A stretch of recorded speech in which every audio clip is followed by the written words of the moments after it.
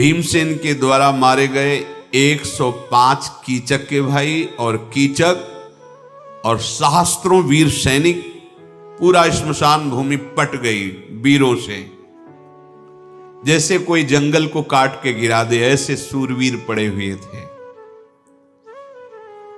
उस समय श्मशान भूमि में जो गांव के नगर के लोग थे उनको भीम ने नहीं मारा था, सैनिकों को, कीचक के और उनके भाइयों को।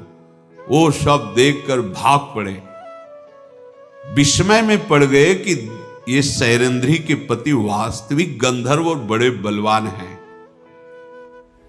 विराट के पास जाकर के निवेदन किया कि महाराज, कीचक मारा गया, 105 भाई उसके मारे गए, जितने सैनिक थे सब मारे गए। मारने वाला एक पर्वताकार गंधर्व जिसका प्रहार वज्र जैसा, पर आपके किसी नगरवासी को नहीं मारा। कीचक के मारे जाने पर विराट को और मंत्रियों को बहुत दुख हुआ, क्योंकि महाबली इसी के द्वारा सुरक्षित था विराटनगर। सब मन में विचार कर रहे हैं कि ऐसा कौन हो सकता है जो कीचक को ऐसी दुर्गति से मार सकता है।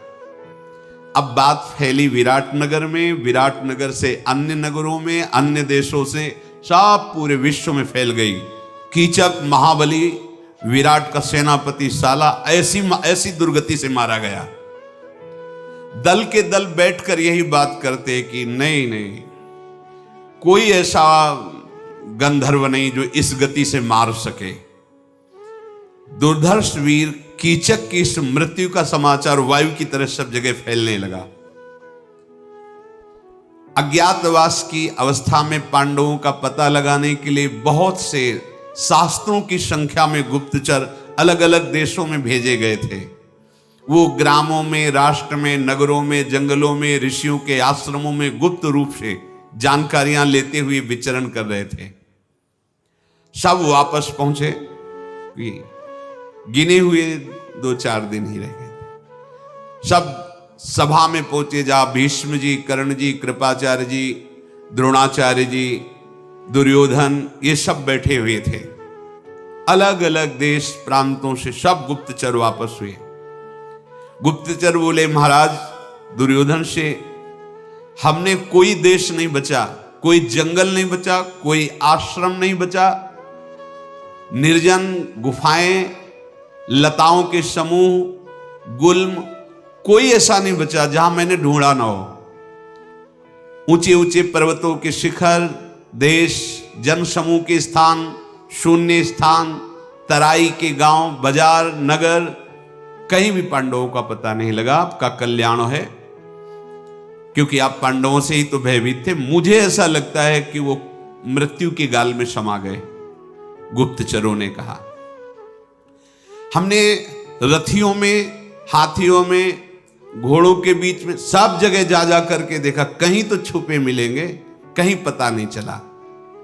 हां, इतना पता चला है कि उनके सारथी, उनके रथ, उनके घोड़े द्वारिकापुरी में भगवान श्री कृष्ण बलराम के पास हैं, क्योंकि उस जब अज्ञातवास को जा रहे थे तो उनको वहां भेजा था और धौम्याचार्य जी को भेजा था द्रुपद देश। शत्रु को संताप देने वाले दुर्योधन पांडवों के इंद्रसेनादि सारथी द्वारिकापुरी में हैं, ऐसा हम लोगों ने खोज कर ली है। पर वहां ना द्रौपदी है, ना 5 पांडव हैं। उन लोगों से बातचीत में हमने सुना कि उन लोगों को भी पता नहीं कि पांडव कहां हैं। ऐसा ही आज्ञा की थी युधिष्ठिर जी ने। इसलिए हम सबका निर्णय है कि वो मारे गए, कोई अजगर लील गया हो या दावानल में नष्ट हो गए हो, वो है नहीं, जीवित नहीं है। अब हमारे लिए क्या आज्ञा है? पांडवों को ढूंढने के लिए कोई जगह ऐसी नहीं बची जहां हम लोगों ने ढूंढा ना हो। हां, एक बात अगर आपकी पकड़ में आवे तो अभी अभी हमें अपने गुप्तचरों से, जो गुप्तचरों के प्रधान थे, पता चला है कि विराटनगर में महाबली सेनापति 10,000 हाथियों का बल रखने वाला कीचक मारा गया है। इससे अगर आपका कोई सूत्र बैठे तो आप देख लीजिए। बकाया वहां पूरे विराटनगर को छान लिया है, 5 पांडव नहीं है। श्मशान भूमि में कोई गंधर्व उनके 105 भाइयों को भी मार दिया है, और मारने का कारण कोई सैरंध्री है। अब आप इस पर विचार कर लीजिए और मुझे आज्ञा कीजिए। राजा दुर्योधन दूत की बात पर विचार करके सोचते रहे और सभासदों से कहा, कार्यों के अंतिम परिणाम को ठीक ठीक समझ लेना अत्यंत कठिन है, इसलिए आप लोग पहले अपने अपने विचार प्रकट कीजिए। जो आपने अभी सुना कीचकवध, और ये भी सुना कि सर्वत्र ढूंढ लिए गए, नहीं मिले। 13वां वर्ष पूर्ण होने वाला ही है, अगर पूर्ण हो गया तो सत्य प्रतिज्ञ पांडव निश्चित हमारा नाश कर देंगे। सत्यव्रती पांडव मद की धारा बहाने वाले गजराज के समान, भारी विषधर के समान वो हम पर टूट पड़ेंगे। इसलिए अभी समय है, 1 2 दिन 3 दिन जल्दी से ढूंढ लिया जाए तो 12 वर्ष का वनवास और 1 वर्ष का अज्ञातवास, अगर पहचाना नहीं गए तो भारी विपत्ति हम सब पे पड़ने वाली है। कर्ण ने कहा कि अब इन गुप्तचरों को छोड़ो, अब हम गुप्तचर तैयार करते हैं। ये और जन समुदाय में तो जाए, पर ये सन्यासी, महात्मा, सिद्ध, इनके आश्रमों में भी जाए, सबसे विनय पूर्वक पूछे, सेवा भावना करके कि आप ध्यान के द्वारा देखो पांडव कहां हैं। ऐसा पाप भावना में अनुरक्त रहने वाले दुशासन ने कहा कि जैसा कर्ण कह रहे हैं, इन्हीं के विश्वास पात्र गुप्तचरों द्वारा पता लगाया जाए, जल्दी से पांडवों की खोज की जाए। घूम घूम करके गुप्तचर शीघ्रगामी घोड़े के द्वारा जाकर पता लगाए, कहीं ना कहीं तो पांडव होंगे ही। और अगर कहीं ऐसा जैसा समाज में बताया गया कि अजगर लील गया या दावानल में, तो फिर मुझे कोई चिंता की बात नहीं, क्योंकि मेरा राज्य फिर निष्कंटक है। द्रोणाचार्य जी ने कहा, मूर्खता की बात मत करो। जो धर्मशील है, जितेंद्रिय है, कृतज्ञ है, धर्मात्मा है, ऐसे युधिष्ठिर को कोई अजगर ली जाए, दावानल जला दे, ऐसे शब्द भी उच्चारण मत करो। मैं अपने अनुभव की बात कहता हूं, इस समय काल की भी सामर्थ्य नहीं कि पांडवों को नष्ट कर दें। पांडव हैं, सुरक्षित हैं जहां भी हैं। खूब सोच विचार कर लो, विलंब किया तो सब मारे जाओगे। धैर्य पूर्वक विचार करो, उनकी पता लगाओ। शुद्ध चित्त, गुणवान, सत्यवान, नीतिवान, पवित्र, तेज के पुंज, धर्म का साक्षात स्वरूप युधिष्ठिर को कोई मार सके, अभी ऐसा समय नहीं आया है। इसलिए मेरी बात जल्दी सोचो, ब्राह्मणों को, गुप्तचरों को, सिद्धों को जल्दी भेजो और पता लगाओ। अगर समय पूरा हो गया तो फिर एक ही उपाय है, युद्ध, दूसरा उपाय नहीं है। भरतवंशियों में श्रेष्ठ पितामह भीष्म जी ने कहा, वेद शास्त्रों के ज्ञाता, तत्वज्ञानी, धर्मों का रहस्य जानने वाले आचार्य द्रोण जो बोल रहे हैं, परम सत्य बोल रहे हैं। पांडवों का बाल भी बांका नहीं कर सकता, ना अजगर ना दावानल। क्यों? क्योंकि भगवान श्री कृष्ण का वो दासत्व स्वीकार किए। ये महाभागवत भीष्म जी ने कहा कि उनका कोई बाल बांका, धर्म रता नित्यम केशवानुगता सदा, वो सदैव धर्म में रहते हैं और केशव भगवान श्री कृष्ण के अनुगत हैं, शरणागत है। उनको कोई मार सके ऐसा नहीं हो सकता।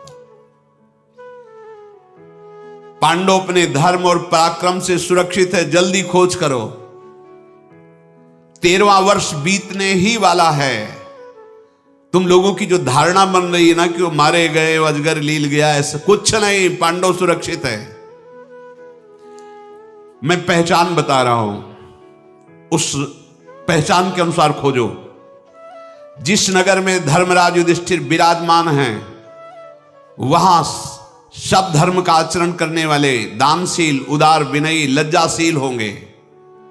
जहां महाराज युधिष्ठिर विराजमान करते हैं वहां प्रसन्नता छाई रहेगी, सत्यपरायणता, हृष्ट पुष्ट, कार्यकुशल होंगे। जहां महाराज युधिष्ठिर विराजमान है वहां दूसरों का दोष देखने वाला कोई नहीं रहेगा, ईर्ष्यालु नहीं होगा, वो स्वयं धर्म में तत्पर, इसलिए उनके आसपास सब धर्मात्मा होंगे। जिस जनपद में गौ सेवा अधिक हो रही हो, जहां की गौएं हष्ट पुष्ट हो, निश्चित वहां ढूंढो युधिष्ठिर विराजमान होंगे। बाहरी लक्षणों से पहचाने जा सकते हैं। जो मैं कह रहा हूं तत्काल, नहीं तो समय व्यतीत हो रहा है। शरद्वान के पुत्र कृपाचार्य जी ने कहा कि वयोवृद्ध भीष्म की जो वार्ता है वो परम सत्य है। मेरा भी अनुभव कि पांडव मारे नहीं जा सकते, वो जीवित है। जिसे सम्राट बनने की इच्छा हो उसे शत्रु की अवहेलना नहीं करनी चाहिए। दुर्योधन, पांडवों को साधारण मत समझो। भेष बदलकर जैसे हो, बहुत कम समय रह गया, तत्काल उनकी जो अवधि समाप्त होने वाली, उनको ढूंढ लिया जाए। अज्ञातवास का समय पूर्ण ही हो गया ऐसा समझो। और पूर्ण हो गया तो कुंती के महाबली अति पराक्रमी महात्मा पांडव सर्वनाश मचा देंगे, कोई रोक नहीं सकता। इस प्रकार सबने अपनी अपनी सलाह रखी। दुर्योधन बहुत बुद्धिमान था, विवेकवान नहीं, बुद्धिमान। जैसे कल बताया था, बुद्धि तो बहुत है, विवेक नहीं है। वो शांत बैठा रहा, सबकी बात सुन करके उसने कहा ध्यान देकर मेरी बात सुनो। पूरे मृत्यु लोक में, पूरे राक्षसों में, दैत्यों में 4 महाबली हैं। पूरी मृत्युलोक में और दैत्यों में, जो इंद्र के समान बल धारण करते हैं। बल में उनकी समानता करने वाला पृथ्वी में कोई नहीं है, न दैत्य लोक में कोई है। बराबर बलशाली 4 हैं। भगवान शेषावतार बलदेव जी, और पराक्रमी मद्राज शल्य, और महान पराक्रमी भीमसेन, और चौथा ये कीचक। ये 4 महाबली हैं। बलराम जी अगर मारते कीचक को तो ये बात फैल जाती, क्योंकि द्वारिका से वो चढ़ाई करते। बलराम जी ने मारा नहीं। शल्य आते तो उनकी सेना विराटनगर पर आक्रमण करती, शल्य आए नहीं। चौथा कीचक मारा गया है तो बचे भीमसेन। भीम ने ही मारा, मेरा पक्का निर्णय है। ये सभी बलशाली एक दूसरे को जीतने का बल रखते हैं, इसलिए मेरा पूरा का पूरा विश्वास है कि भीमसेन ने ही मारा है जो विराटनगर में कीचक मारे गए। पक्का निर्णय मुझे। पर जब तक पहचान साबित नहीं की जाएगी तब तक बात नहीं होगी। और वो सैरंध्री इतनी सुंदरी बताई गई, वो और कोई नहीं, द्रौपदी है। पक्का विश्वास है मेरा, कोई विचार करने की जरूरत नहीं है। द्रौपदी के निमित्त कीचक की बुद्धि बिगड़ी होगी और भीमसेन ने गंधर्व का नाम रख करके उसको मार दिया है। कीचक मारा गया, भीमसेन ने मारा, पक्का। इसलिए बिना विचार के विराटनगर पर आक्रमण कर देना चाहिए। भीमसेन ऐसा पराक्रमी वीर है कि वहां रह रहा है और आक्रमण सह नहीं पाएगा। वो युद्ध में निकल आएगा, हम पहचान लेंगे। फिर 12 वर्ष का वनवास, 1 वर्ष का अज्ञातवास। पितामह भीष्म जी, द्रोणाचार्य, कृपाचार्य, कर्ण, सब एक साथ उसकी प्रशंसा की। बिल्कुल ठीक तुमने, ये सब एक पक्ष हो गया है। भोजन का बहुत बड़ा प्रभाव होता है। जैसा खाओ अन्न वैसा बने मन। जरूर जरूर दुर्योधन की प्रशंसा करने लगेगी। बहुत सुंदर विचार किया, पक्का ऐसा ही है। क्या करना चाहिए? अब हमें विराटनगर की तरफ तुरंत सेना सजा करके आक्रमण करना चाहिए। पहले गोधन, उनका गौओं का अपहरण करना चाहिए। पांडव जहां रहते हैं वहां कोई आक्रमण हो वो शांत नहीं बैठ सकते, क्योंकि वीर पुरुष हैं, वो कोई कायर नहीं है। जहां वो हमारे सामने आएंगे हम पहचान लेंगे। जहां पहचान लिए तो हमारा संकट दूर हो जाएगा। त्रिगर्त देश के राजा महाबली सुशर्मा भी वहां बैठे हुए थे, जिनको बहुत बार कीचक ने पीट पीट के भगाया था। कीचक मारा गया, अब उनकी जलन विराट पर थी, तो उन्होंने कहा कि मुझे आदेश करो, एक तरफ से हम अपनी सेना सहित आक्रमण हो, दूसरी तरफ से आप घेर लो विराट नगर को। कर्ण ने दुर्योधन से कहा, बहुत सुंदर बात, दोनों तरफ की चढ़ाई में जरूर पांडव निकल पड़ेंगे और हम उन्हें पहचान लेंगे। बलपूर्वक कीचक ने बहुत से राजाओं को सताया है। मत्स्य नरेश बहुत बार जो विजय प्राप्त की वो कीचक के बल से, विराट में इतने सामर्थ्य नहीं है। चलो तत्काल सेना को सजाने का आदेश करो, ठीक अवसर है, विराट के यहां रत्न धन सब हम ले लेंगे, बंदी बना लेंगे विराट को और सब आपस में बांट लेंगे, गोधन रत्न आदि सब। इसलिए सेना को सुसज्जित किया जाए, कई टुकड़ियों में बांट दिया जाए। पितामह भीष्म, आचार्य द्रोण, शरद्वान पुत्र कृपाचार्य, ये सब ने स्वीकृति दे दी, हां ऐसा ही किया जाए। जिधर आक्रमण का निश्चय किया गया, कौरव के सैनिक उधर तैयार होकर चलने लगे। सुशर्मा ने त्रिगर्त के साथ अर्थात अपने देश के सैनिकों के साथ जो दिशा निश्चित की गई उधर चल पड़े। भयानक सेना कौरवों की, अरे जिसमें भीष्म जी, द्रोणाचार्य जी, कृपाचार्य जी, अश्वत्थामा, कर्ण आदि, और सुशर्मा भी बहुत बलवान, सब विराट नगर की तरफ चल पड़े। सप्तमी की तिथि को अग्निकोण की तरफ से सुशर्मा ने चढ़ाई की और अष्टमी को निश्चित किया गया था कौरव दूसरी तरफ से आक्रमण करके जो उनकी गौशालाएं थी पहले गोधन का अपहरण करेंगे। 13वां वर्ष भली भांति पूर्ण हो चुका जब ये नगर में चढ़ाई के लिए पहुंच गए। अब इसमें समय लगा, पूरे अज्ञात वर्ष का समय पूर्ण हो गया है। व्यतीतः समयः सम्यक वसताम वै पुरोत्तमे, पूरा समय हो गया। ये युद्ध प्रारंभ होने के पहले ही समय, 1 वर्ष का अज्ञातवास सम्यक पूरा हो गया। सुशर्मा ने वेग से आक्रमण किया और लाखों गवें विराट की अपने अधिकार में कर ली। बड़ा कोलाहल मच गया, धूल उड़ रही थी। जितने भी गोपगण बलवान रक्षा में थे, कहां उस राजा की सेना और कहां गोपगण, पर गोपगणों ने रक्षा का प्रयास किया, पर उन सैनिकों के भाले, मूसल, फरसे, भिंदीपाल, इन सब अस्त्रों के प्रहार से वो छिन्न भिन्न हो रहे थे। ग्वाले भयभीत होकर के भागे और महाराज विराट की सभा में जाकर के कहा कि सावधान हो जाइए, आपकी गौओं का अपहरण त्रिगर्त देश के नरेश सुशर्मा ने आक्रमण करके अपने अधीन कर लिया और बहुत से ग्वालों, जो सेवा करने वाले ग्वाले, उनको मार दिया गया है। आप जल्दी अपने गौ रक्षा कीजिए। हमारा तिरस्कार करके उन्होंने हमारे भाइयों को मार दिया, गोप जनों को, और गौओं को हाँक कर लिए जा रहे हैं। आप छुड़ाने की चेष्टा कीजिए, नहीं आपका यश और आपकी गौएं ये दोनों आपके हाथ से चली जाएंगी। राजा तो एकदम घबरा गए। तत्काल, ये पहले से पता हो तो तैयारी होती, रथ, हाथी, घोड़े, पैदल सबको तत्काल आदेश किया सैनिक तैयार हो जाएं। वो स्वर्णमय रथ पर स्वयं विराट विराजमान हुए और अपने जो परिकर के भाई बंधु थे उनको तैयार किया। जब रथ जोत रहे थे तो कंक ने कहा, युधिष्ठिर जी ने, कि हमें ऐसा लगता है कि आपके यहां जो घोड़ों की रक्षा करता है और जो गौओं की रक्षा करता है और जो रसोइया है, ये महावीर हैं, इनके लक्षणों से पहचान में आता है।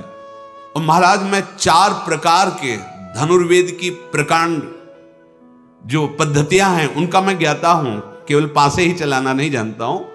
आप अनुमति दीजिए कि मैं आपका रसोइया और आपके जो घोड़ों की सेवा में और जो गौ की सेवा में, अर्थात नकुल सहदेव, ये चारों आपके साथ हो जाएं तो आपकी सुरक्षा अच्छी हो जाएगी।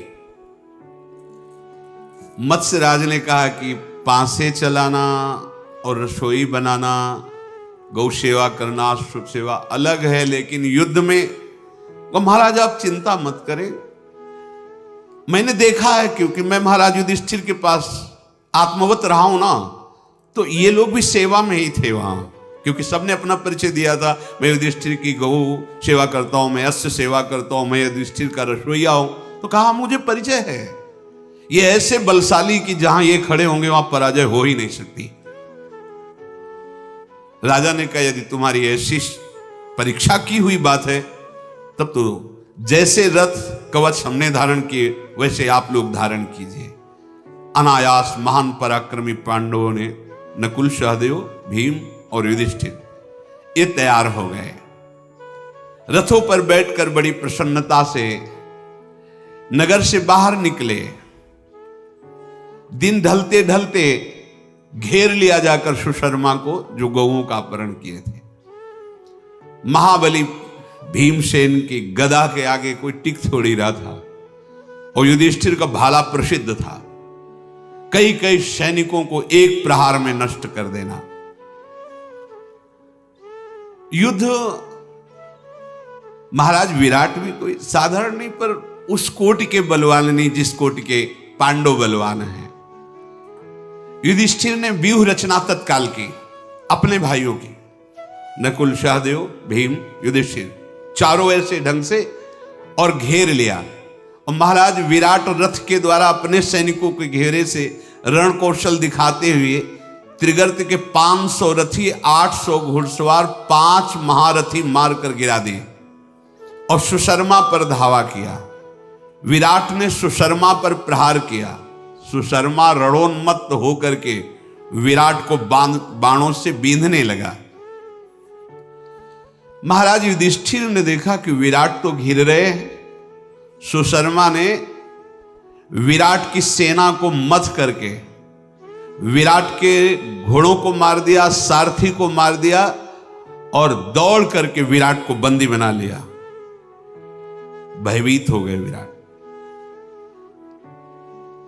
सुशर्मा ने जब विराट को बंदी बनाया, महाराज युधिष्ठिर की तरफ दृष्टि करके विराट कह रहे थे, कंक तुम कह रहे थे कि बहुत बलशाली ये लोग हैं, छुड़ाओ मुझे, मुक्त करो, देखो हमारे यहां सुखपूर्वक रहो, तुम हमारी जान की रक्षा करो, बड़ा सत्कार किया है तुम्हारा, अब उसका बदला चुकाओ।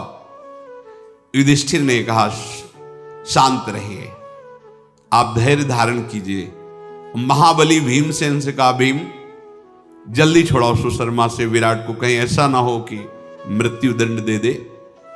भीमसेन जैसे भयंकर तूफान चलता है, ऐसा वेग धारण करके दौड़े, सुशर्मा से कहा खड़ा रहे, खड़ा रहे। गदा से रास्ता बनाते हुए शीघ्र पहुंचे। 1,00,000 सैनिकों को एक क्षण में मार दिया। न जाने कितने घुड़सवारों को, रथियों को, हाथी सवारों को भीमसेन विनाश करते हुए सुशर्मा के पास पहुंच गए। बलवान भीमसेन ने सुशर्मा के रथ पर छलांग लगाई, पहुंच गए, बाल पकड़ा, खींच के नीचे गिरा दिया और विराट को अपने, विराट यद्यपि वृद्धावस्था को प्राप्त हो रहे थे फिर भी बलशाली थे ही।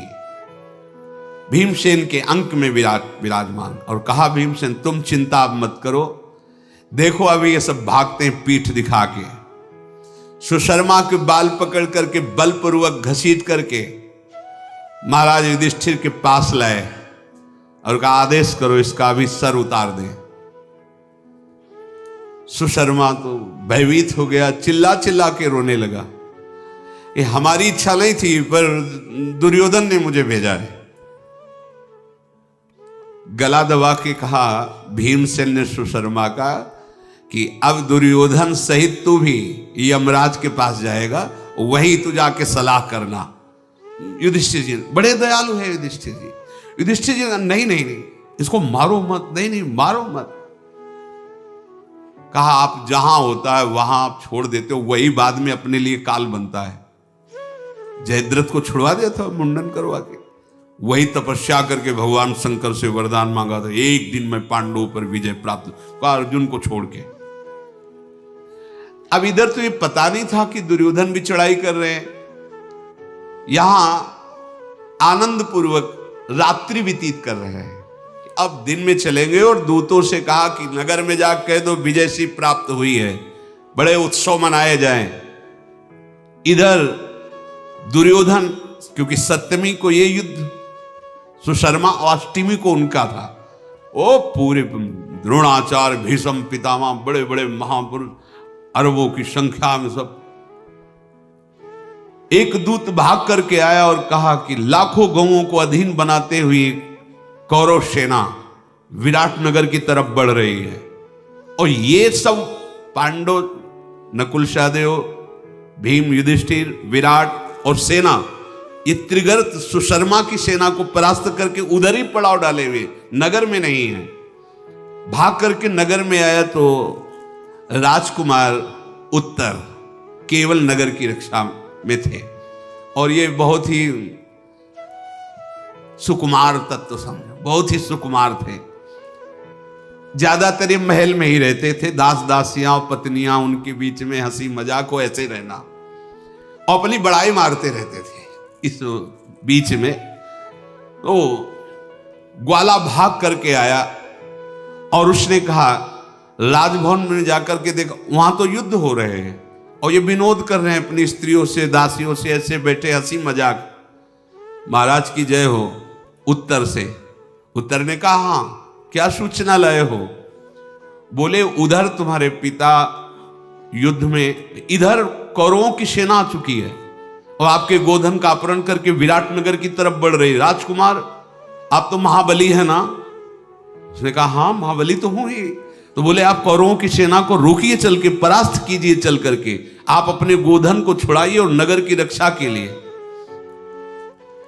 अब स्त्रियों के सामने क्या कहे? कुछ लोग ऐसे होते हैं जो वीरता स्त्री और बच्चों के बीच में, और जब वीरों के सामने पहुंचते हैं तो पसीना आ जाता है।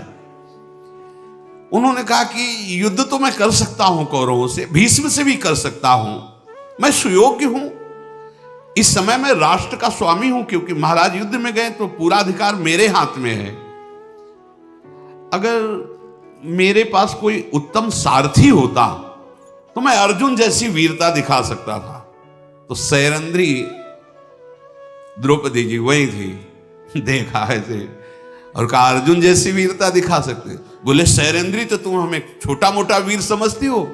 बोले, नहीं मैं तो महावीर समझती हूं तुमको, लेकिन अर्जुन को कभी देखा है? कहा, देखा नहीं पर सुना है, मैं अर्जुन जैसी वीरता दिखा सकता हूं अगर सारथी मिल जाए। उत्तर ने स्त्रियों के बीच में अपनी बड़ाई, मैं ऐसा बोली, बड़ी उत्साहजनक प्रशंसाजनक बातें की। उस ग्वाले ने कहा, महाराज यहां बैठ के प्रशंसा करने का समय नहीं, सेना आगे बढ़ती चली आ रही, आप कुछ कीजिए। उन्होंने कहा, कोई सारथी होता तो चल देते, अब सारथी कोई नहीं है, हमारे योग्य सारथी चाहिए। युद्ध के लिए तो मैं पूर्ण समर्थ हूं, पर सारथी चाहिए।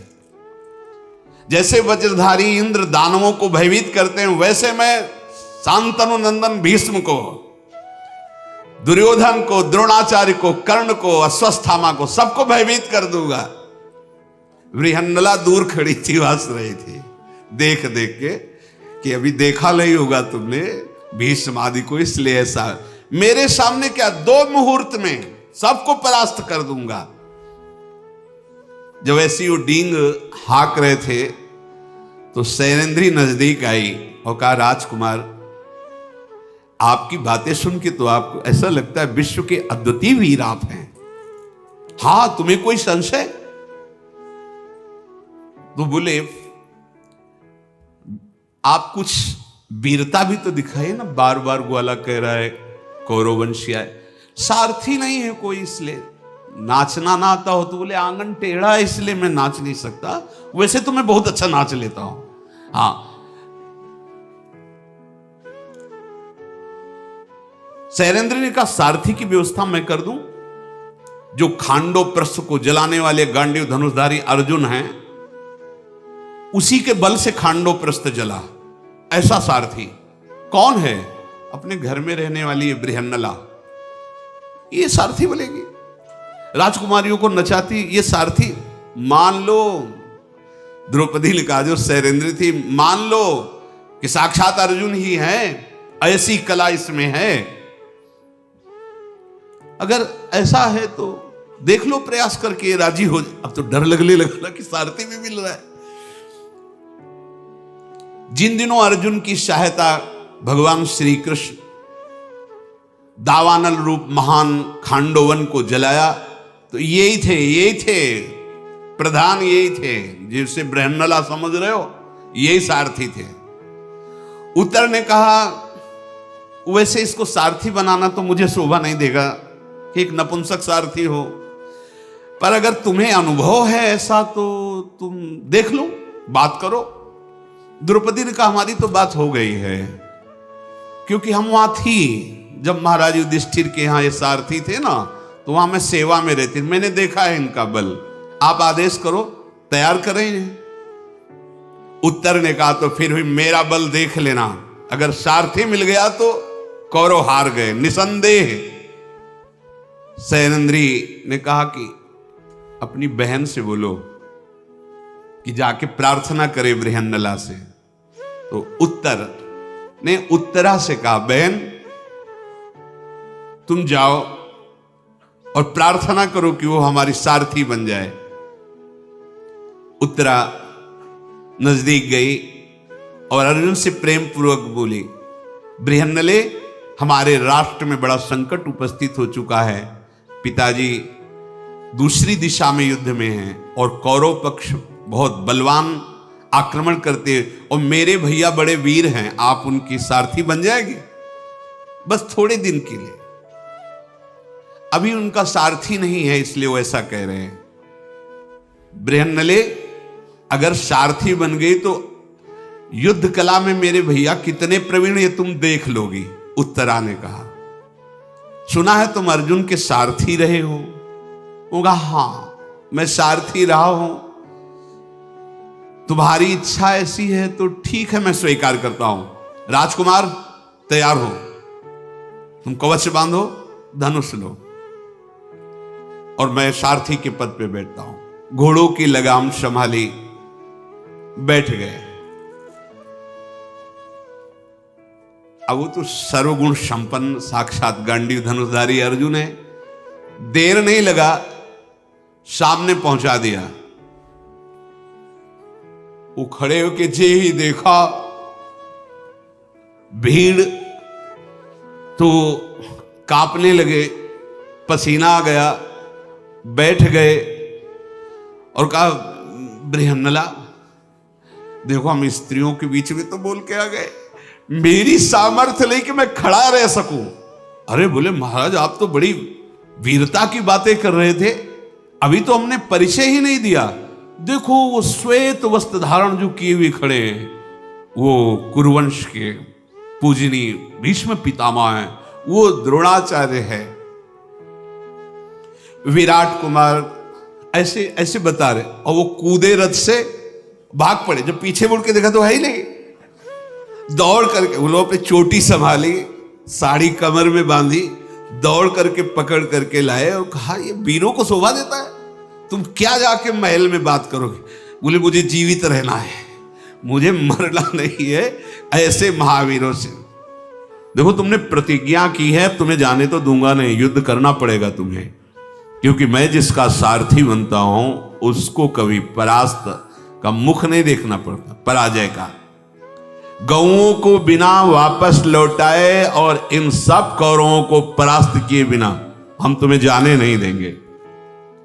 शैलेंद्री ने तुम्हें विश्वास दिलाया था कि मैं बहुत कार्यकुशल योद्धा हूं, आप चिंता न करो, जिसके साथ मैं होता हूं वहां विजय होती है। उत्तर बोला, ये सफेद पोशाक में कौन दिखाई दे रहे? तो उनका अद्भुत महापुरुष भीष्म पितामह है।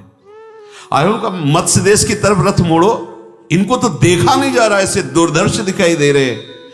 गौएं चली जाएं, विराटनगर चला जाए, मुझसे से कोई परवाह नहीं, मेरे प्राण बचाओ। ऐसा कह करके बाण सहित धनुष फेंक करके राजकुमार उत्तर रथ से कूदे और भयभीत होकर भाग पड़े। बृहन्नला पीछे से कहती जाए, राजकुमार वापस आ जाओ, ये छत्री का कार्य नहीं है पीठ दिखा के भागना। अभी तो युद्ध किया ही नहीं, तुम भयभीत होकर भाग रहे हो, ये उत्तम बात नहीं है।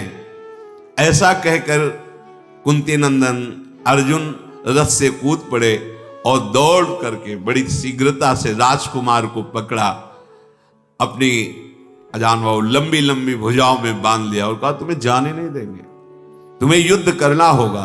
वो चिल्ला चिल्ला के रोने लगे, मुझे छोड़ दो। अर्जुन को हंसी आ रही थी, इतना वीर बन रहा था, अभी तो युद्ध की बात सुनकर इसकी हालत ऐसी हो रही।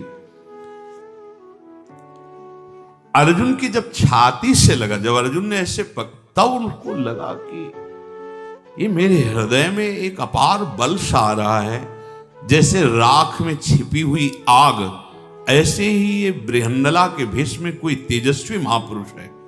उत्तर को ऐसा अनुभव हो रहा है, निश्चय ये कपट वेशधारी कोई महापुरुष है, साधारण नहीं है। मालूम होता है कि ये किसी कार्य के निमित्त से ऐसा वेश धारण किए हुए हैं। और कौरवों ने जब उत्तर को पकड़ने के लिए दौड़े थे तो अर्जुन को जो चाल, उनका दौड़ना, ये देखकर आपस में सलाह करने लगे, ये तो साक्षात अर्जुन है।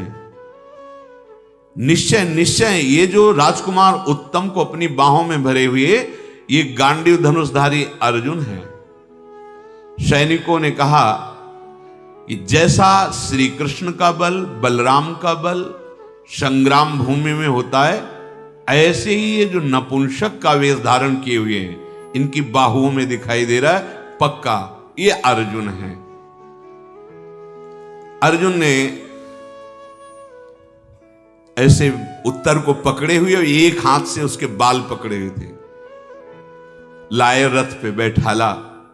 उत्तर रोते हुए विलाप करते हुए बोला, बृहन्नले तुम जो कहोगे मैं तुम्हें दे दूंगा, जितने मोहरे कहोगे, जो जो कहोगे, हमें छोड़ दो, बस हमें छोड़ दो, मैं जीवित रहना चाहता हूं, मरना नहीं चाहता। सुनो, मैं 100 मोहरे दूंगा तुम्हें और स्वर्ण जटित बहुत से वैदूर्य मणि, ये सब तुम्हें दूं, तो मुझे छोड़ दो, मुझे जाने दो। अर्जुन ने कहा कि अगर ज्यादा रोना धोना करोगे तो आप समझो हमें गुस्सा आ जाएगा, चुपचाप बैठो। भय से आतुर शुद्ध बुद्ध खो करो अर्जुन के पास बैठे। महावीर कौरवों के पक्ष में है। देखो तुम मेरे बाहुबल से सुरक्षित हो, तुम्हें बिल्कुल इन वीरों से नहीं डरना चाहिए। मैं बड़ा दुर्धर्ष वीर हूं, तुम्हें परिचय नहीं इसलिए तुम घबरा रहे हो। दुर्गम है ये, जितनी सेना तुम देख रहे हो अकेले मुझे पार नहीं कर सकती कौरवों की सेना। तुम केवल मेरे सारथी बनकर बैठे रहो, मैं तुम्हें बताता रहूंगा कैसे चलाना है, कहां पहुंचाना है। देखो तुम ये ना समझो कि मैं केवल बोल ही रहा हूं, मेरे प्रहार को ना भीष्म जी सह पाएंगे और ना द्रोणाचार्य जी सह पाएंगे, ना कृपाचार्य। शांत रहो, तुम भयभीत मत हो। बार बार अर्जुन की तरफ देख रहा है। भीष्म जी, द्रोणाचार्य जी, कौरव महारथी, ये सब एक बार में चिल्ला पड़े, ये अर्जुन ही है, ये नपुंसक वेश में अर्जुन ही है, दूसरा कोई नहीं है। भरद्वाज नंदन श्री द्रोणाचार्य जी बोले, देखो देखो, जैसे प्रचंड वायु किसी से नहीं रुकती, ऐसे ये अर्जुन किसी से रोके नहीं रुकेगा। ये नपुंसक वेश में समस्त शस्त्रधारियों में श्रेष्ठ महान नरुदर मेरा प्रिय शिष्य अर्जुन यह मैं पहचान गया, इसके नेत्रों से, इसकी चाल से। संदेह मत करो, ये अर्जुन ही है। ये वो शत्रुओं को संताप देने वाला महापराक्रमी सभ्यसाची मेरा शिष्य है, जिसके सामने खड़े होने पर कोई देवता, कोई लोकपाल, कोई असुर युद्ध में पीछे नहीं लौटा सकता। इसलिए सावधान हो जाओ सब। कर्ण ने कहा, आचार्य आप तो अपने शिष्य के गुणों का ही वर्णन करते रहते हैं, कभी हमारी तरफ भी देख लिया करे। ये अर्जुन कुछ नहीं है, ये दुर्योधन केवल आदेश करें, हमारी 16वीं कला के बराबर भी नहीं है। दुर्योधन ने कहा, वाह मित्र, तुम ही एक ऐसे जो मेरा हृदय शीतल कर देते हो। अंगराज, अब तो कोई चिंता की बात नहीं, क्योंकि अर्जुन को पहचान लिया गया है। अब इन्हें 12 वर्ष का वनवास और 1 वर्ष का अज्ञातवास पुनः भोगना पड़ेगा। इधर अर्जुन ने कहा, रथ घोड़े की लगाम संभाल और वो समी वृक्ष उसके समीप ले चल। विराट कुमार उत्तर वहां पहुंचे। उतर रथ से, चढ़ जाए समी वृक्ष पर, और मेरा धनुष इसमें रखा हुआ है, भीम की गदा, महाराज का भाला और भी अस्त्र शस्त्र सब रखे हुए हैं। तुम इस समय गांडीव धनुष उससे निकालो, जिसका भार कोई भी धनुष नहीं सह सकता। बड़े बड़े गजराजों की सेना को एक बार में विनाश करने की सामर्थ्य गांडीव धनुष रखता है। मेरी बाहुओं में जो बल है, ये तुम्हारे धनुष तिनके के समान है, ये सह नहीं पाएंगे मेरी बाहुओं को। मेरा धनुष निकालो गांडीव। उत्तर देख रहे, तुम्हारा गांडीव? अभी तो तुम कह रहे थे अर्जुन के सारथी, फिर गांडीव धनुष तो अर्जुन का है। बोले, इसमें युधिष्ठिर जी के, भीम के, नकुल के, सहदेव के भी अस्त्र शस्त्र रखे हुए हैं। इसमें हमारा कवच भी रखा हुआ है। लाखों धनुष मिलकर के भी हमारे गांडीव धनुष की समानता नहीं कर सकते। चढ़ो इस पे। वो दूर से लाश दिखाई दे रही, हम राजकुमार, कोई लाश ढोने वाले थोड़ी कि हम चढ़ जाएं। हम नहीं चढ़ेंगे, हम अपवित्र हो जाएंगे। अर्जुन जी ने कहा, राजकुमार, ये लाश दूर टंगी है, वो जहां एक खोखा सा बना हुआ है उसके अंदर है धनुष, तुम जाओ, परम पवित्र है वो स्थान, डरो मत। मैं ऐसी कोई आज्ञा नहीं करूंगा जो तुम्हारे कुल के विपरीत हो। अर्जुन के ऐसा कहने पर विवश होकर रथ से उतरकर समी वृक्ष पर गए और वहां पत्तों और तृणों में लिपटे हुए अस्त्र रखे हुए थे, नीचे उतारा। बहुमूल्य रत्नों से जटित उन सब अस्त्रों को देखा तो अर्जुन जी ने एक धनुष को कहा, इसके पत्ते और तृण हटाइए।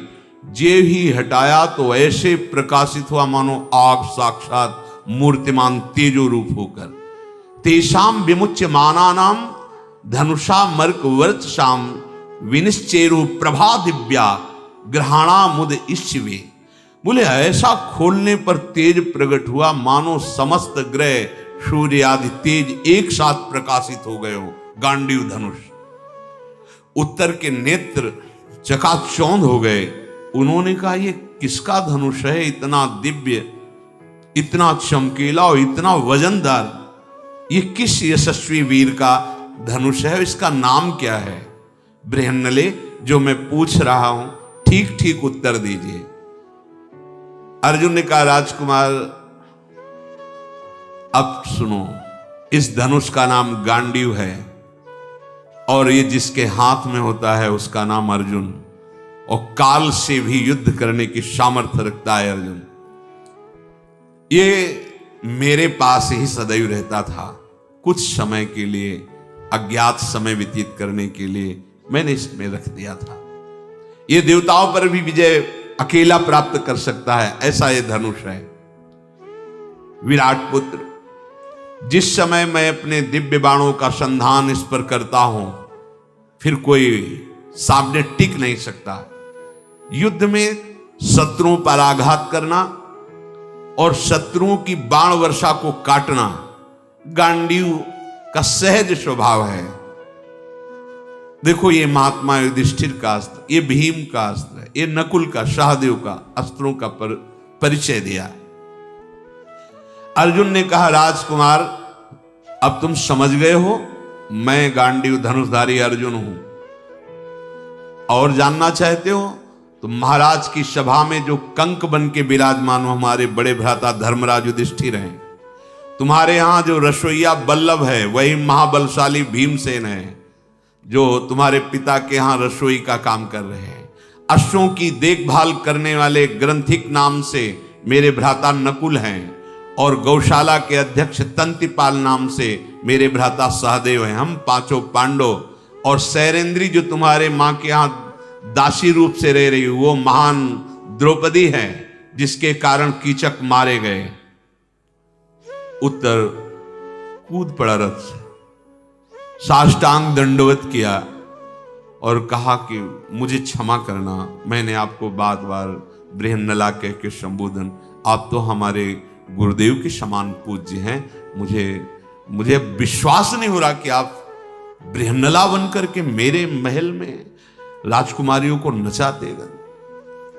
अहो भाग्य, सौभाग्य कि मुझे अर्जुन का सानिध्य मिला। मेरे अज्ञानवश जो आपको कुछ अनुचित व्यवहार लगा हो तो क्षमा कीजिए। मैं अब आपके चरणों का आश्रय पाकर बहुत ही निर्भय हो गया और मुझे कोई भय नहीं। पार्थ, मैं सदैव आपका दास। अब आप कृपा दृष्टि से देखिए और अब देखिए कि मैं कितने उत्साह से घोड़ों को हाँकता हूं। मेरा महान सौभाग्य प्रकट हुआ जो अर्जुन का सानिध्य मुझे मिला। वीरवर, आप आरूढ़ होइए और देखिए आप जहां आज्ञा करेंगे वहीं मैं घोड़े को ले चलूंगा। अर्जुन ने कहा, आप तुम कोई भय मत करना, रण में केवल तुम्हें अब कौशल देखना है अर्जुन के हाथों का। ये जितने महावीर खड़े सब भाग पड़ेंगे, तुम निश्चिंत रहना, भयभीत मत होना। मेरे इन सब तरकशों के जो बाण हैं वो अंदर से उत्साहित हो रहे हैं चलाने के लिए, क्योंकि 12 वर्ष का वनवास, 1 वर्ष का अज्ञातवास सहने के कारण मेरे भी हृदय में प्रबल वेदना हो रही कि इनको दंड दें। सुनो, कुछ क्षण मौन रहना। और शांत होकर जितने दिव्यास्त्र प्राप्त किए थे सबका स्मरण किया। सब दिव्यास्त्र साक्षात रूप से प्रकट हो गए। अर्जुन ने कहा, जिस समय मैं जैसा स्मरण करूं आप कृपा करके उसी समय उपस्थित हो जाए। सब दिव्यास्त्रों ने कहा, मैं आपके मन में ही वास कर रहा हूं, आप बस स्मरण कीजिए, जिस समय जिसका स्मरण करेंगे हम सेवा में उपस्थित रहेंगे। ये सब देख करके उत्तर ने कहा, महाराज एक प्रश्न का उत्तर दे दीजिए, आप इतने महान होकर नपुंसक बनकर के क्यों रहे महल में? कैसे नपुंसकता को प्राप्त हो गए? मेरी ये बात समझ में नहीं आ रही। आप बाहरी वेश छुपा लेते, लेकिन परीक्षण हुआ था आपका, आप नपुंसक थे, आपका परीक्षण पिताजी ने कराया था, आप नपुंसक थे, तो बाहरी भेष ही नहीं, आप वास्तविक नपुंसक थे। ऐसा कैसे हो सकता है कि परीक्षण भी सही हो और आप अर्जुन भी हो? अब मुझे संशय नहीं है, पर मेरे अंदर एक अब भी प्रश्न है कि अर्जुन नपुंसक कैसे हो सकते हैं? तो अर्जुन ने बोला, मैं उर्वशी के शाप से नपुंसक भाव को प्राप्त हुआ था। पूर्व काल में भाई युधिष्ठिर की आज्ञा से देवलोक गया। उस सभा में उर्वशी ने मेरे को देखा, मैंने उर्वशी को देखा, पर मेरा देखने का हेतु था कि वो मेरे वंश की मूल हेतु जननी है। तो मैं अपलक नेत्रों से देखता रहा कि ये मेरे वंश की पूर्वज है, तो ये बड़ी बंदनी है।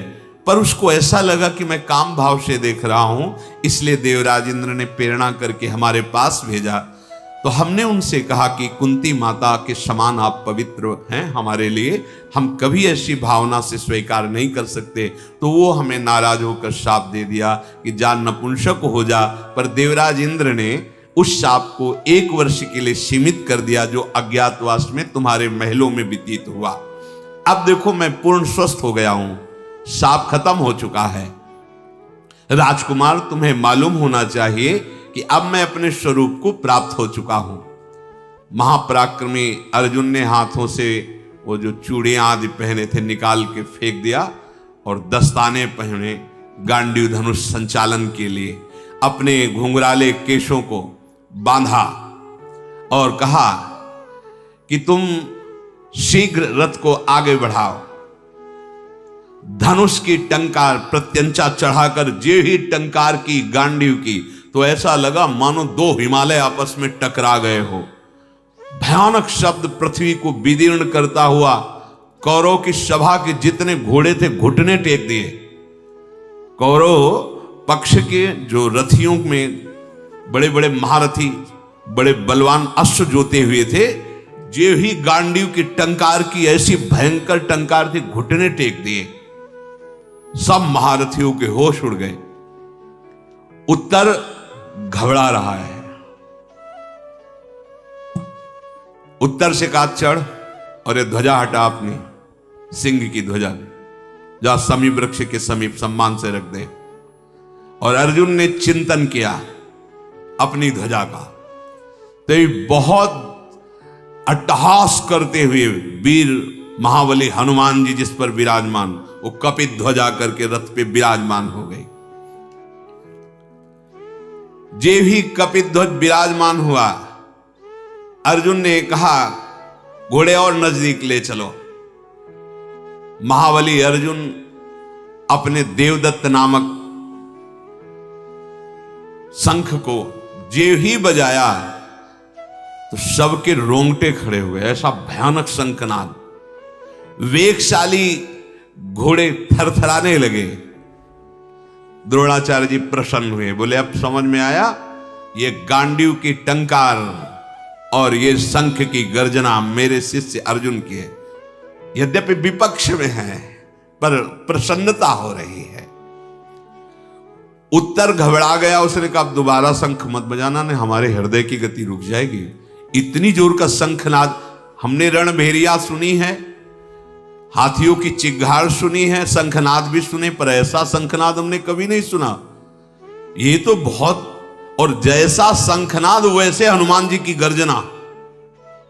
हनुमान जी विराजमान है ध्वजा पे, महाबली हनुमान, धनुष की टंकार, हनुमान जी की गर्जना और शंख की ध्वनि, हाहाकार मच गया कौरवों की सेना में। अर्जुन ने कहा सावधान उत्तर, अब दोबारा शंखनाद कर रहा हूं। अब दोबारा जे ही शंखनाद और धनुष की टंकार की, द्रोणाचार्य, भीष्म पितामह, कृपाचार्य, अश्वत्थामा, बड़े बड़े वीर सब सावधानी के स्वर में, सावधान मतलब दूसरी शंख ध्वनि का मतलब अब बाण प्रहार। हमारे शस्त्र छूट रहे हैं, घोड़े अप्रसन्न हो रहे हैं। द्रोणाचार्य जी कह रहे हैं सूचना हो रही है विनाश की, भाग जाओ, जिसे भागना नहीं अर्जुन छोड़ेगा नहीं।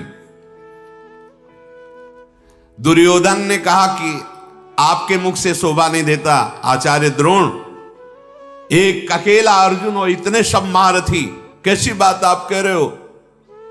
कृपाचार्य, भीष्म पितामह, अश्वत्थामा, कर्ण और हमारे जैसे वीर जहां हैं, वो एक अर्जुन क्या कर लेगा। फिर पहली बात तो 13वां वर्ष अभी पूरा नहीं हुआ, आप लोग धर्म को जानने वाले हैं, अभी अज्ञातवास का समय पूरा नहीं हुआ। आप सब कहिए जान गए हैं कि अर्जुन है, वो स्वीकार करे, क्योंकि वो सत्य प्रतिज्ञा। अगर आप सब कहेंगे कि अज्ञातवास पूरा नहीं हुआ तो युद्ध नहीं करेंगे, 12 वर्ष का वनवास, 1 वर्ष का अज्ञातवास फिर स्वीकार कर लेंगे। हमने गणना की है, अज्ञातवास अभी पूरा नहीं हुआ। इसका प्रमाण स्वयं भीष्म जी दें, क्योंकि धर्म का परम ज्ञान भीष्म जी को है। सब भीष्म जी की तरफ देखने लगे। भीष्म जी ने कहा कलाह काष्ठाश्च युज्यन्ते मुहूर्ताश्च दिनानि च अर्धमासश्च मासाश्च नक्षत्राणि ग्रहस्तथा ऋतवश्चापि युज्यन्ते तथा संवत्सरापि एवं काल विभागेन कालचक्रम प्रवर्तते। सुनो समस्त रथी महारथियों, कला, काष्ठा, मुहूर्त, दिन, मास, पक्ष, नक्षत्र, ग्रह, ऋतु, संवत्सर, ये सब का ध्यान रखते हुए मैं कह रहा हूं, उस घड़ी से जिस घड़ी से ये वनवास के लिए निकले हुए थे, इन पक्ष मास आदि के समय के बढ़ने घटने से, ग्रह नक्षत्रों की गति के व्यतिक्रम से हर 5वें वर्ष में 2 महीने अधिक मास बढ़ जाते, 2.5 पौने 3 वर्ष में 1 अधिक मास। 13 वर्षों के पूर्ण होने के पश्चात भी पांडवों के 5 महीने 12 दिन अधिक व्यतीत हो चुके हैं चांद्र वर्ष के अनुसार। चांद्र वर्ष चंद्र गणना से 354 दिनों का एक वर्ष होता है चंद्र गणना से, और सौर वर्ष सूर्य गणना से 365 दिनों का एक वर्ष होता है। इस हिसाब से सूर्य संक्रांति के हिसाब से पांडवों के 13 वर्ष 6 दिन हुए हैं। 365 दिनों वाली गणना से 13 वर्ष 6 दिन हो चुके हैं। और चांद वर्ष की गणना के अनुसार से 13 वर्ष 5 महीने 12 दिन हो गए हैं, निकल गया। अज्ञातवास पूरा हो गया, चाहे चांद्र वर्ष की गणना से हो या सौर वर्ष की, सूर्य वर्ष, तो दोनों में से ये आगे है। सूर्य की गणना से 6 दिन आगे है, 13 वर्ष 6 दिन, और चंद्र वर्ष की गणना से 13 वर्ष 5 महीना 12 दिन आगे है। इसलिए उनका अज्ञातवास पूरा हो चुका है। पांडवों ने जो प्रतिज्ञा की थी अक्षरशः पालन उन्होंने किया है। अर्जुन ऐसे नहीं है कि वो अपने सत्य धर्म को छोड़ दे। राजा युधिष्ठिर परम धर्मात्मा हैं, कुंती के पुत्र लोभी नहीं हैं, तपस्या और कठिन कर्म करने वाले हैं। वो कभी कोई लोभ से अनुचित कार्य नहीं कर सकते। पांडव पराक्रम में समर्थ हैं, धर्म से उनका समय पूरा हो गया है। महाराज भीष्म जी ने कहा, यदि कोई अर्जुन को असत्यवादी कहेगा तो मेरे द्वारा पराजित होगा। देखो, सत्य का इतना पक्ष होता है। एक एक मुहूर्त तक की मैं गिनती करके कहता हूं, सूर्य के अनुसार 13 वर्ष 6 दिन और 5 वर्ष 12 दिन, 13 वर्ष 5 महीने 12 दिन चंद्र गणना के अनुसार। अब इसका कोई विरोध करे, साबित करे आकर। अगर उनको असत्यवादी कहता तो मैं मृत्यु दंड दूंगा। अब तो सब शांत। तो फिर युद्ध की व्यवस्था करो, दुर्योधन ने कहा। बिना युद्ध के अब कोई बात बनने वाली नहीं। भीष्म जी ने कहा, संधि कर लो, मान जाओ मेरी बात, उसको अपने में मिला लो, आधा आधा हिस्सा कर लो। जैसे इंद्रप्रस्थ में रहते थे, तुम हस्तिनापुर में रहो। संधि की क्या बात, मैं कुछ भी बिना युद्ध के देने के लिए तैयार नहीं हूं। ये कुंती पुत्र मेरा क्या कर लेगा। भीष्म जी ने कहा, लिख लो, ये अकेला समर भूमि में संपूर्ण पृथ्वी को भस्म कर सकता है। इसके पास ऐसे दिव्यास्त्र जो अपने लोगों के पास भी नहीं है। कौरव संपूर्ण रणभूमि में जोर लगा दे तो भी कुछ भी नहीं कर सकते अकेले अर्जुन का। दुर्योधन ने कहा, मैं कुछ नहीं दे सकता, संधि कर नहीं सकता। अब आप शीघ्र वही उपाय बताओ जिससे युद्ध में विजय हो।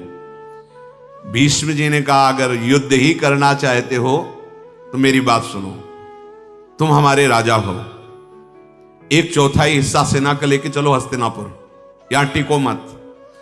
1/4 सेना का हिस्सा अपनी सुरक्षा के लिए लो, निकल पड़ो हस्तिनापुर। क्योंकि अगर यहां सब बंदी बनाए जाएंगे, आप छूटे रहेंगे तो बात बन जाएगी। पहला प्रहार अर्जुन आप पे ही करेगा, इसलिए आप निकलिए। और 1/4 हिस्सा सेना जो गौएं अपहरण की गई वो हस्तिनापुर लेकर के चले। बकाया जो सेना बची आधी, वो हम सब मिलकर के देख लेंगे अर्जुन को। द्रोणाचार्य, कर्ण, अश्वत्थामा, कृपाचार्य, भीष्म जी, सबने ऐसी ही सहमति की। भीष्म जी की बात सबको पसंद आई। दुर्योधन ने तत्काल ऐसा किया, एक टुकड़ी सेना ली और हस्तिनापुर के लिए चल दिया। भीष्म जी व्यूह बना करके खड़े हो गए। भीष्म जी आचार्य से कहा, द्रोणाचार्य से, आप बीच में खड़े हो, अश्वत्थामा वाम भाग में, कृपाचार्य सेना के दक्षिण भाग में, कर्ण कवच धारण करके सेना के आगे, और मैं संपूर्ण सेना की सुरक्षा के लिए पीछे खड़ा होता हूं। महान धनुर्धर ये सब वीर ऐसा व्यूह रचना की। द्रोण ने कहा कि ये अर्जुन की ध्वजा फहराकर बता रही है कि विजय अर्जुन के ही हाथ में है। रथी अतिरथी महावीर जितने हैं सब सावधान हो जाए, क्योंकि गांडीव पर जिस समय बाण चढ़ेंगे तो संभालना मुश्किल हो जाएगा। ये देखो, मेरे 2 बाण चरणों में गिरे आके, 2 बाण कान के पास से गए। भीष्म जी, ये 2 बाणों से मेरा शिष्य मेरे को प्रणाम कर रहा है, और 2 बाणों से जो कान के पास गए आज्ञा ले रहा है। तो मैं आज्ञा देता हूं अपने शिष्य अर्जुन को कि वो मुझे भी युद्ध में परास्त करके विजय प्राप्त करे। यह है प्रणाली। गुरु विपक्ष में है पर मर्यादा युक्त, वहां जाके पैर नहीं छूना है, बाणों से चरण स्पर्श और बाणों से ही आज्ञा मांगना। अब तो नपुंसक का जो स्वरूप था वो तो हट गया। तो मानो देदीप्यमान ज्वाला अग्नि की या सूर्य ऐसे अर्जुन चमकने लगे। किसी की सामर्थ्य नहीं हो रही थी कि एकाग्र दृष्टि से अर्जुन को देख सके। अर्जुन ने कहा, उत्तर ले चलो सेना के समीप और उनसे जितनी दूर पर एक बाण फेंका जाता है उतनी दूर पर रुको, जरा मैं देखूं कौन कौन सामने विराजमान है। अर्जुन जी ने देखा दुर्योधन नहीं दिखाई दिया। उसने कहा तो फिर इनको परास्त करने से हमें क्या, हमें तो उसको परास्त करना है पक्का। ये पितामह का ही विधान होगा उसको बचाने को। उसको भेज दिया दूसरी दिशा में वापस। नहीं, इनको तो देख लेंगे, आचार्य द्रोण को, भीष्म पितामह को, अश्वत्थामा को, कृपाचार्य को, कर्ण को। पहले दुर्योधन को देखेंगे। ये दुर्योधन नहीं दिख रहा है, इसका मतलब है वो हस्तिनापुर का मार्ग पकड़ करके जा रहा है। तत्काल ले चलो दक्षिण दिशा की ओर। विराट नंदन इस सेना को छोड़िए और इस मार्ग से चलिए जिधर दुर्योधन जा रहा। पहले मैं उससे युद्ध करूंगा, फिर लौट करके इन महारथियों को देख लूंगा। इस प्रकार अर्जुन की आज्ञा देने पर उत्तर ने अपने घोड़े मोड़े और जिधर हस्तिनापुर की तरफ घोड़ों को काबू करते हुए आगे बढ़ाया। थोड़ी देर में दिखाई दिया श्वेतवाहन अर्जुन को कि दुर्योधन अपनी सेना के साथ जा रहा है। इधर कृपाचार्य जी ने कहा, सावधान, ये तो हम लोगों से लड़ा ही नहीं, हमारा तो सारा का सारा व्यूह बेकार हो गया। वो तो जा रहा है दुर्योधन के पीछे और राजा की रक्षा करना हमारा कर्तव्य होता है। सब भागो। देवकी नंदन श्री कृष्ण के सिवा कोई इस समय अर्जुन के सामने नहीं टिक सकता, क्योंकि महान तेज से संपन्न ये अकेला युद्ध करके सबको परास्त कर देगा। अगर दुर्योधन की रक्षा नहीं की गई तो मारा जाएगा। गांव में प्रचुर धन जो हमने लूटा है वो तो छीन ही लेगा। अर्जुन उच्च स्वर में दुर्योधन के पास पहुंचे और कहा, सुन, ये कुंती पुत्र अर्जुन तुझे युद्ध के लिए ललकारता है। डरपोक, भागकर युद्ध भूमि से हस्तिनापुर की तरफ जा रहा, किसके बल से? और अर्जुन ने इतने बाण छोड़े जैसे आंधी चलती है, मार्ग अवरुद्ध करके सब सैनिकों को घायल कर दिया। युद्ध की मार, जो बाणों की मार खा करके कौरव सैनिक चिल्लाते हुए भागने लगे। मन ही मन सब मनाने लगे कि मैं भाग जाऊं जल्दी से और अर्जुन के बाणों की पीड़ा से बच जाऊं। पार्थ ने सबको घायल करके अपना शंख बजाया। अब तो दुर्योधन घबरा गया कि अकेले हम ऐसे कैसे लड़ सकते हैं। सैनिकों को तो परास्त कर दिया और महारथी तो पीछे छूट गए। धनुषधारियों में श्रेष्ठ अर्जुन बड़ी वेग से उन ग्वालों को मुक्त किया जो गौओं की सेवा में, और कहा, तुम्हें जो गौएं हैं ये विराटनगर को ले जाओ, अब कोई रोकने वाला नहीं है। अर्जुन ने धनुष के टंकार की और ललकारा दुर्योधन से, अब कहां तू पीठ दिखा के भाग रहा है हस्तिनापुर की तरफ? क्या इसी बल से तूने पांडवों का अपमान किया है? लौट। कर्ण आ गया, क्योंकि कर्ण ने देखा कि अर्जुन उधर जा रहा है। तो धनुर्विद्या में अर्जुन और कर्ण समान हैं, पर कर्ण ने अधर्म का पक्ष ले रखा है और अर्जुन ने दिव्यास्त्र प्राप्त किए हैं और तप पूर्वक धर्म का आश्रय लिया है। इसलिए कर्ण कमजोर हो जाता। बकाया कर्ण किसी भी, भगवान परशुराम जी से दिव्यास्त्र प्राप्त हो, किसी भी उसमें कम नहीं अर्जुन से। दौड़ करके अर्जुन को रोका और कहा, कहां? दुर्योधन को पीछे देखना, पहले मेरे से युद्ध कर। मैं बहुत समय से जल रहा हूं तेरे से युद्ध करने के लिए, छुपा छुपा घूम रहा था, आज हमारे सामने आया है। अर्जुन को याद आ गया सभा में द्रौपदी को जो कड़वे वचन बोले थे जब दुशासन घसीट के ला रहा था। बाणों की वर्षा कर दी, देर न लगी, उसके सारथी को मार दिया, घोड़ों को मार दिया, ध्वजा काट दी। और कर्ण ने भी बाणों की वर्षा की, पर अर्जुन के दिव्यास्त्र संधान से वो भाग पड़ा है। एक क्षण भी नहीं टिक पाया, भाग पड़ा, छोड़ के सेना भाग पड़ा। जितने भी सैनिक थे मानो जैसे पानी की वर्षा हो रही, ऐसे बाणों की वर्षा करके सबको घायल कर दिया।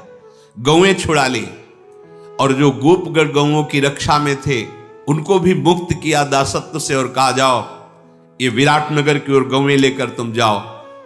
अर्जुन ऐसा कह करके सहसा आगे बढ़े तो विराट पुत्र तेजी से रथ को हाँक रहा था।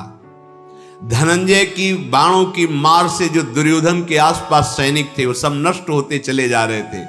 जैसे प्रचंड आंधी वृक्षों को उखाड़ती चली जाती है, ऐसे रथ की सेना, हाथियों की सेना, घुड़सवार सेना, पैदल सेना, इनको नष्ट करते हुए अर्जुन आगे बढ़े। अर्जुन के हृदय में भारी उत्साह। उसी समय कर्ण का भाई लाल घोड़ों के रथ पर बैठकर सामने आया। संग्रामजीत उसका नाम था। उसने अर्जुन को बाणों से बीधना चाहा। एक ऐसा छुरधार नाम के बाण से संधान किया, उसका गला कट के गिर गया। जब ये फिर कर्ण ने सुना कि मेरे भाई की हत्या अर्जुन ने कर दी, फिर लौट पड़ा। अब वो अर्जुन से बड़े बल से युद्ध कर रहा है। कर्ण का साहस देखकर अर्जुन ने कहा, देख तेरे इस साहस और तेरी गति को, अभी तो भागा था, अभी मैं फिर रोकता हूं। गरुण चिन्ह वाले बाणों से संधान किया, घिर गया। कर्ण को कुछ दिखाई नहीं दे रहा, बाण ही बाण। क्षण भर में उसका फिर घोड़ा, रथ, सारथी सब नष्ट कर दिया। अर्जुन ने जब घोड़ा, सारथी, रथ नष्ट किया तो कर्ण फिर पीड़ित होकर भाग पड़ा। अर्जुन के सामने द्रोणाचार्य जी ने कह दिया था, इस समय उसके सामने कोई नहीं टिक सकता। अकेला अर्जुन पूरे त्रिभुवन पर भारी है, क्योंकि तप, धर्म और दिव्यास्त्र तीनों से परिपक्व है। पितामह भीष्म, द्रोणाचार्य, कृपाचार्य ये तब तक पहुंच चुके थे। हठ पूर्वक बाणों की वर्षा करके अर्जुन को रोकने लगे। शत्रुओं का मान मर्दन करने वाले धनंजय के गांडीव धनुष से छूटे हुए वज्र के समान सायक जितने भी जन आए हुए थे, सबके ध्वजा काट देना, घोड़ों को मार देना और सारथी को पीड़ित कर देना। अर्जुन के छोड़े हुए बाणों को कोई समझ ही नहीं पा रहा था, किधर से आए, कब आए, कैसे आए। कर्ण भाग चुका था, ये महारथी युद्ध में डटे हुए थे। अर्जुन सबको ऐसे रोके हुए थे जैसे समुद्र के भारी तरंगों को तटभूमि रोके हुए हो। तत्काल भीष्म जी ने व्यूह रचना संकेत से की तुरंत, क्योंकि बहुत बड़े महारथी अर्जुन जी हैं। श्वेत घोड़ों वाले रथ पर सवार हुए अर्जुन दिव्यास्त्रों का स्मरण किया। स्मरण करते ही दिव्यास्त्र उनके धनुष पर विराजमान हो गए। अर्जुन प्रजा का संहार करने लगे, मानो साक्षात काल दंड भगवान यम ने चला दिया हो। जिधर देखो उधर सब मृत्यु को प्राप्त होते जा रहे हैं। ऐसे ऐसे अग्निबाण जो पूरी सेना को भस्म कर रहे हैं, मानो आग की ज्वाला प्रकट हो। किसी की ताकत ही नहीं थी कि अर्जुन की तरफ देख सके। सब दिशाओं में दोनों हाथों से बाण संधान कर रहे हैं, दाएं बाएं घूम घूम कर अलात चक्र की भांति। किसी को लक्ष्य नहीं बन पा रहा अर्जुन के मारने का, इतनी शीघ्रता से अर्जुन बाण संधान कर रहे हैं। अचिंत मन बुद्धि वाले शूरवीर अर्जुन ने रणभूमि में ऐसा पुरुषार्थ दिव्यास्त्रों का दिखाया, द्रोणाचार्य जी को 73 बाणों से बेंध दिया। द्रोणाचार्य है अद्वितीय वीर। द्रोणाचार्य जी शस्त्र और शास्त्र दोनों के परम ज्ञाता है। दुस्साहस इनके सामने कोई दिखा सके ऐसा है ही नहीं। द्रोणाचार्य जी के सामने 73 बाणों से सारथी को, रथ को, पताका को काट करके 73 बाणों से मूर्छित कर दिया गुरु द्रोणाचार्य जी को। 10 बाण दुस्साह नाम के वीर को मारा। अश्वस्थामा को 8 बाणों से बींध दिया। दुशासन को 12 बाण, शरद्वान पुत्र कृपाचार्य को 3 बाणों से और शांतनु नंदन गंगानंदन भीष्म को 60 बाणों से बेंध दिया। ऐसे रथ में छाप दिया 60 बाण से, हिल नहीं सकते। क्षुरप्र नाम वाले बाणों से जितने भी वीर थे सबको घायल कर दिया। और एक कर्णी नाम का बाण मारा, जो सबसे पीछे कर्ण भागकर गया था, उसके कान में पूरा बाण घुस गया, वो तो मूर्छित होकर गिर पड़ा। सारथी के वो यमलोक भेज दिया। ऐसे महान धनुर्धर अर्जुन ने जो रूप दिखाया, भीष्म जी मूर्छित, कर्ण तो मूर्छित है ही, द्रोणाचार्य कोई होश में नहीं है, सबको घायल करके गांडीव धनुषधारी अर्जुन उत्तर से बोले हो गया, अब यहां कोई लड़ने वाला नहीं दिखाई दे रहा है। अश्वत्थामा, कृपाचार्य, माननी, बाल्मीक, सोमदत्त, ये कौरव के बड़े बड़े योद्धा, ये सब मूर्छित पड़े। जिसका वस्त्र चाहो उतार लाओ। राजकुमारी उत्तरा कह रही थी ना गुड़िया बनाने के लिए, जा उतार के लाओ। स्वर्णमाला से मंडित ध्वजा से शत्रुओं का तिरस्कार करने वाले अर्जुन, अब जिसको होश आता तो अर्जुन की तरफ नहीं बढ़ता, हस्तिनापुर की तरफ बढ़ता। मान लो जिसको चेतना जागृत हुई, रथी वो सारथी मरा हुआ पड़ा तो रथी ही रथ आपके भाग रहे हैं, कोई वहां नहीं। जब तक मूर्छित रहे वस्त्र जिन जिन के बकाया सब अर्जुन सिंहवत खड़े रहे। उस समय अर्जुन की तरफ लौटने वाला कोई वीर नहीं था। भीष्म जी भी मूर्छित ऐसे रथ में बाणों से बिंधे हुए, सब हस्तिनापुर की तरफ वापस। उत्तर से कहा राजकुमार हो गया, तुम्हारी गौएं विराटनगर पहुंच गई, तुम्हारे शत्रु पीठ दिखा के, अब तुम आनंद पूर्वक नगर की ओर चलो। अर्जुन उस समय युद्ध में समस्त कौरव महावीरों को परास्त करके गोधन लौटा कर आ रहे हैं। कौरव दल के जो कुछ सैनिक वहां छुपे हुए थे वो भाग करके आए, अर्जुन के सामने अस्त्र रख करके घुटने के बल होकर के कहा मुझे मारना नहीं, मैं आपकी शरण में हूं, आप धर्म का रहस्य जानने वाले हैं। आप अपने केश खोल दिए, अस्त्र रख दिए और शरणागत भाव में हो गए। सबके सब अर्जुन के आगे घबराए हुए बोले मुझे मारना नहीं, मेरे प्राणों की रक्षा कीजिए, हम सदैव आपके द्वारा रक्षा पाने योग्य हैं। अर्जुन ने कहा युद्ध धर्म कहता है कि जो अपना अस्त्र नीचे रख दे, कक्ष खोल दे, अर्थात धोती की कांच खोल दे, बाल खोल दे, उसको कभी वध नहीं करते। तुम निश्चिंत हो जाओ, ऐसी गति में हम तुम्हें बिल्कुल दंड नहीं देंगे, जाओ तुम कुशल पूर्वक घर जाओ, कोई संकट नहीं, हमारा जो कार्य था वो हो चुका है। सैनिकों ने अभययुक्त वाणी सुन करके कहा तुम्हारी आयु बढ़े, तुम्हारी कीर्ति बढ़े और तुम ही हमारे राजा बनो। ऐसा हस्तिनापुर के सैनिकों ने आशीर्वाद देते हुए प्रणाम करके वापस हुए। अर्जुन उनको जीवन दान देकर विराट नगर की ओर लौट रहे हैं। कौरव सेना शत्रुहंता पार्थ की मार से पीड़ित होकर सब वापस हो गई है।